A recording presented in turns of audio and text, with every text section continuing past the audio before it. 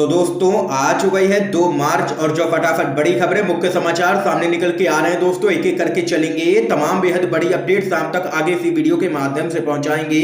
सभी मुख्य समाचार हैं और ये वो खबरें हैं जो गोदी मीडिया आप तक नहीं पहुंचाता है, इसलिए इन सभी खबरों को जानने के लिए हमारे साथ बने रहिएगा। तो वहीं दोस्तों, खबरों की तरफ चलने से पहले आप लोगों से एक छोटा सा निवेदन है कि अगर आप लोग भी पश्चिम बंगाल के विधानसभा चुनाव में ममता बनर्जी की टीएमसी को प्रचंड बहुमत मिलता हुआ देखते हैं तो अभी इस वीडियो को लाइक कीजिए, चैनल को सब्सक्राइब करके बेल के आइकन को जरूर दबाइए दोस्तों, और कमेंट बॉक्स में कमेंट करना बिल्कुल भी मत भूलिए। बायकॉट गोदी मीडिया, जय जवान जय किसान। दरअसल दोस्तों, पहली बड़ी खबर जान लेते हैं। पश्चिम बंगाल विधानसभा चुनाव, बंगाल में ममता बनर्जी के साथ तेजस्वी यादव बोले दीदी के लिए जान भी लगा देंगे। आप लोगों को दोस्तों बताते चलें, पश्चिम बंगाल विधानसभा चुनाव में बिहार की मुख्य विपक्षी पार्टी राष्ट्रीय जनता दल यानी कि आरजेडी ने तृणमूल कांग्रेस को अपना समर्थन दे दिया है। पार्टी के नेता तेजस्वी यादव ने कोलकाता में मुख्यमंत्री ममता बनर्जी से मुलाकात की है और कहा है कि बंगाल में हम पूरी ताकत के साथ ममता बनर्जी और तृणमूल कांग्रेस के साथ खड़े हैं। उन्होंने कहा है कि लालू यादव जी का फैसला था कि ममता बनर्जी का पूरा समर्थन किया जाए और आरजेडी की पहली कोशिश बंगाल में बीजेपी को रोकने की है। बिहार के युवा नेता तेजस्वी यादव ने कहा है कि यह समय मूल्यों को बचाने का है, भाईचारा यहाँ पर बचाने का है, भाषा को बचाने का है, सभ्यता को बचाने का है। तेजस्वी यादव ने बीजेपी पर हमला बोलते हुए कहा है कि भारतीय जनता पार्टी लोगों से झूठ बोलती है, लोगों को ठगने का काम करती है। तो वहीं तेजस्वी यादव ने कहा है कि ममता बनर्जी को जिताने में हम पूरी ताकत लगाएंगे।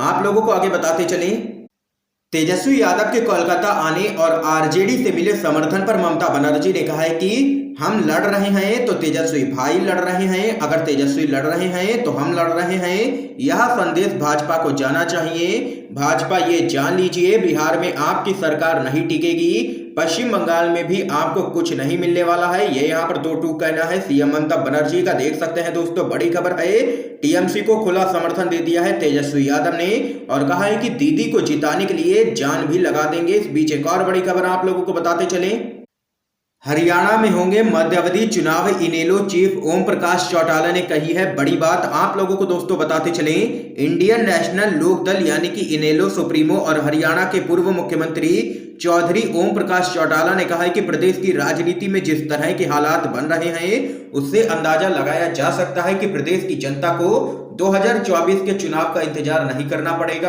और प्रदेश में मध्यावधि चुनाव होंगे। दरअसल दोस्तों, चौटाला यहां पर पार्टी कार्यकर्ताओं को संबोधित कर रहे थे। उन्होंने आगे कहा है कि आज जाति पाति धर्म मजहब से ऊपर उठ करके 36 बिरादरी के लोग इकट्ठे होकर के किसान आंदोलन के माध्यम से इन 3 कृषि कानूनों का लगातार विरोध कर रहे हैं। इस कुशासन से छुटकारा चाहते हैं लोग। इनेलो किसानों के साथ कंधे से कंधा मिला करके खड़ी है। ये यहाँ पर दोस्तों देख सकते हैं, कहना है इनेलो चीफ ओम प्रकाश चौटाला का और उन्होंने यहां पर कर दिया है बड़ा दावा कि हरियाणा में होंगे मध्यावधि चुनाव, लोगों को रहना चाहिए तैयार। इस बीच एक और बड़ी खबर सामने निकल के आ रही है दोस्तों, किसान आंदोलन के खिलाफ कुछ बड़ा होने वाला है। सरकार की खामोशी पर राकेश टिकैत ने जताई है आशंका। आप लोगों को दोस्तों बताते चले, क्या केंद्र की नरेंद्र मोदी सरकार किसान आंदोलन के खिलाफ किसी किस्म की तैयारी में लगी है? किसान नेता राकेश टिकैत ने आशंका जताई है कि केंद्र सरकार आंदोलन के खिलाफ कुछ करने वाली है। उन्होंने कहा है कि सरकार की खामोशी इशारा कर रही है कि आंदोलन के खिलाफ कुछ तो होने वाला है। 15 से 20 दिनों से सरकार खामोश है, वह किसी न किसी तैयारी में तो लगी हुई है। राकेश टिकैत ने आगे कहा है कि किसानों ने सरकार के सामने बातचीत का प्रस्ताव रखा है, लेकिन सरकार की तरफ से अभी तक कोई भी जवाब नहीं आया है। उन्होंने कहा है कि इससे लगता है कि सरकार कोई ना कोई खिचड़ी तो जरूर पका रही है और किसान आंदोलन के खिलाफ कुछ बड़ा करने वाली है सरकार। ये यहाँ पर आशंका जताई है राकेश टिकैत ने। इस बीच एक और बड़ी खबर सामने निकल के आ रही है दोस्तों, अमित शाह पर नारायण स्वामी का पलटवार, भ्रष्टाचार साबित करें नहीं तो मानहानि का केस करूंगा। आप लोगों को दोस्तों बताते चलें, पुडुचेरी के पूर्व मुख्यमंत्री और कांग्रेस पार्टी के वरिष्ठ नेता वी नारायण स्वामी ने गृह मंत्री अमित शाह पर पलटवार करते हुए भ्रष्टाचार साबित करने की चुनौती दे दी है। दरअसल आप लोगों को बताते चलें, गृह मंत्री अमित शाह ने पुडुचेरी के कराईकल में एक जनसभा को संबोधित करते हुए आरोप लगाया था कि पुडुचेरी में भ्रष्टाचार की गंगा को बहाने का काम नारायण स्वामी की सरकार ने किया है। तो वहीं अब आप लोगों को दोस्तों बताते चलें, अमित शाह के द्वारा लगाए गए इन आरोपों पर अब यहां पर वी नारायण स्वामी का बयान सामने निकल के आया है। उन्होंने साफ शब्दों में कहा है कि मैं उनको चुनौती देता हूं कि इसे साबित करें, नहीं तो उन्हें देश से और पुडुचेरी की जनता से माफी मांगनी चाहिए। अगर वे इसे साबित नहीं कर पाते हैं तो मेरी और गांधी परिवार की छवि को नुकसान पहुंचाने के लिए मैं उनके खिलाफ आपराधिक मानहानि का केस करूंगा। ये यहाँ पर दोस्तों देख सकते हैं, बड़ी खबर है। इस बीच एक और बड़ी अपडेट दोस्तों जान लेते हैं। राहुल गांधी का ट्वीट, महंगाई पर जनता को बताए हैं मोदी सरकार के 3 विकल्प। आप लोगों को दोस्तों बताते चले, मार्च की पहली ही तारीख को आम आदमी को महंगाई का बड़ा झटका लगा है। सोमवार को एक बार फिर से गैस सिलेंडर की कीमतों में 25 रुपए का इजाफा हो गया है। तो वहीं इस बढ़ोतरी के बाद पिछले 1 महीने से लेकर के अब तक जनता को चौथी बार महंगाई की मार पड़ी है। तो वहीं पेट्रोल डीजल के दाम भी जनता के बस के बाहर जा रहे हैं। बढ़ती महंगाई के मुद्दे पर कांग्रेस के नेता राहुल गांधी ने एक बार फिर से मोदी सरकार पर ट्वीट करते हुए निशाना साधा है। आप लोगों को दोस्तों बताते चलें, फरवरी में लगातार 3 बार और मार्च के पहले ही दिन में गैस सिलेंडर के दामों के बढ़ने से विपक्ष यहां पर मोदी सरकार पर लगातार हमलावर है। राहुल गांधी ने ट्वीट करते हुए कहा है कि एलपीजी सिलेंडर के दाम एक बार फिर से बढ़ गए हैं। इसके बाद जनता के लिए मोदी सरकार के 3 विकल्प हैं। पहला तो व्यवसाय बंद कर दो, दूसरा अब फिर से चूल्हा फूंको और तीसरा जुमले खाओ।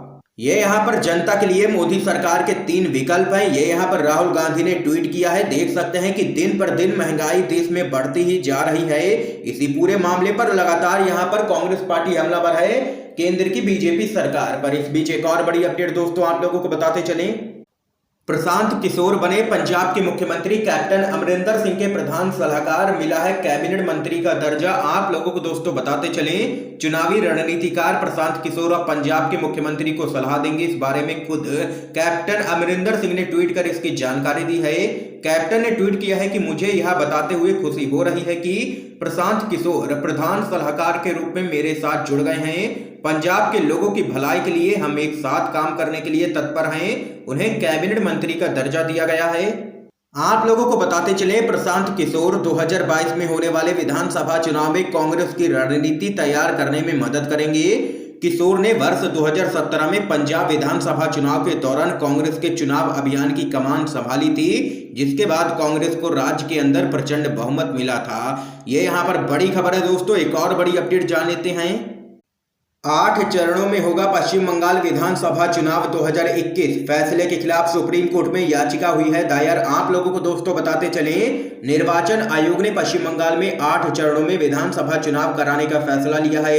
इस फैसले के खिलाफ राज्य में राजनीतिक बवाल मच चुका है और मामला अब सुप्रीम कोर्ट तक पहुंच गया है। दरअसल आप लोगों को बताते चलें, प्रदेश में वकील एमएल शर्मा ने सुप्रीम कोर्ट में 8 चरणों में विधानसभा चुनाव कराने के फैसले के खिलाफ एक याचिका दायर कर दी है। वकील एमएल शर्मा के द्वारा दायर याचिका में न्यायालय से आयोग को यह निर्देश देने का अनुरोध किया गया है कि वह राज्य में 8 चरणों में विधानसभा चुनाव नहीं कराए, क्योंकि यह संविधान के अनुच्छेद 14 यानी कि जीवन के अधिकार और अनुच्छेद 21 का खुला उल्लंघन करता है। देख सकते हैं कि मामला अब पहुंच गया है सुप्रीम कोर्ट। इस बीच एक और बड़ी खबर सामने निकल के आ रही है, पश्चिम बंगाल में कांग्रेस 92 सीटों पर लड़ेगी विधानसभा का चुनाव, वाम दलों से हुआ है समझौता। आप लोगों को दोस्तों बताते चले, पश्चिम बंगाल विधानसभा चुनाव में कांग्रेस 92 सीटों पर अपने प्रत्याशी खड़े करेगी।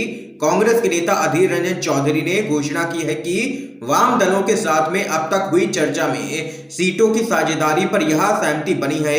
इन सीटों पर कांग्रेस के प्रत्याशियों की सूची 2 दिन में जारी कर दी जाएगी।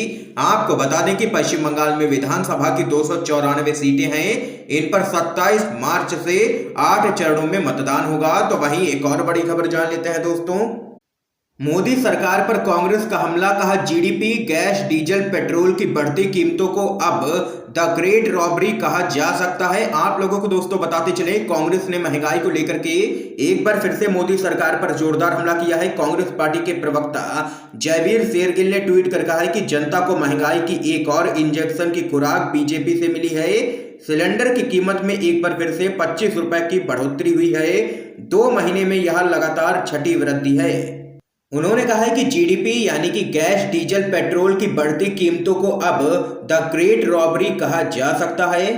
देख सकते हैं दोस्तों, दिन पर दिन बढ़ती हुई महंगाई के मुद्दे पर कांग्रेस पार्टी ने घेरा है यहां पर मोदी सरकार को। इस बीच एक और बड़ी खबर सामने निकल के आ रही है, प्रियंका गांधी ने असम में शुरू किया है चुनावी प्रचार। बेरोजगारी के खिलाफ राज्यव्यापी अभियान की शुरुआत। आप लोगों को दोस्तों बताते चलें, कांग्रेस की महासचिव प्रियंका गांधी असम में पार्टी के प्रचार के लिए पहुंची। राज्य में कांग्रेस की अगुवाई में 7 दलों वाला गठबंधन बीजेपी के 3 पार्टियों वाले गठबंधन से दो हाथ करने के लिए पूरी तरीके से तैयार है। गुवाहाटी पहुंचने के तुरंत बाद प्रियंका गांधी प्रसिद्ध कामाख्या देवी मंदिर पहुंची और वहां पर पूजा अर्चना की। तो वहीं दोस्तों आप लोगों को बताते चलें, तो यहाँ पर दोस्तों देख सकते हैं कि असम में चुनावी प्रचार शुरू कर दिया है कांग्रेस पार्टी ने। तो वहीं बेरोजगारी के खिलाफ प्रदेश व्यापी अभियान की भी शुरुआत कर दी गई है। दोस्तों आज की तमाम बेहद बड़ी खबरें सामने निकल के आई हैं जो हमने आप लोगों तक पहुंचाई हैं यूएनवीडीपी के माध्यम से। वीडियो पसंद आए हो तो इस वीडियो को लाइक कीजिएगा, ज्यादा से ज्यादा शेयर कीजिएगा ताकि आप सभी के दोस्त भी इन खबरों को जान सकें। वीडियो देखने के लिए दोस्तों आप सभी का बहुत बहुत धन्यवाद।